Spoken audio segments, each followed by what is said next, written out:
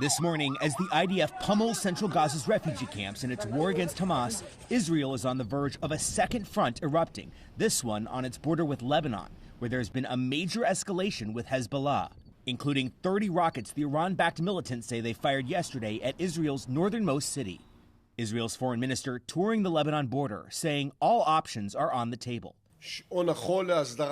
While a member of Israel's war cabinet says the stopwatch for a diplomatic solution is running out.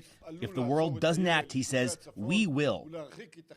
And with the region gripped by tension, new violence overnight in Iraq, a U.S. base in Iraqi Kurdistan targeted by an attack drone.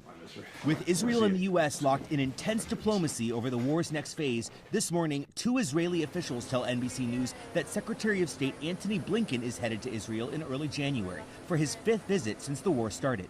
The State Department hasn't confirmed his travels. But the U.S. and Israel are publicly at odds over how Gaza should be ruled after the war and what Israel's role should be. We have to create an alternative that people can believe in a future, a better future without Hamas. Maybe you can't control what people think, but by removing Hamas from power, it won't have the capabilities to hurt other people. Israel says it's almost finished clearing Hamas battalions from Gaza's north and invited NBC News in for a first-hand look.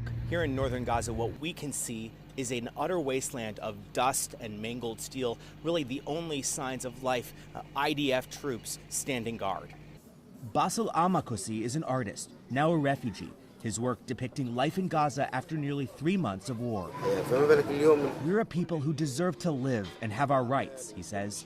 I am a true believer that freedom has a price.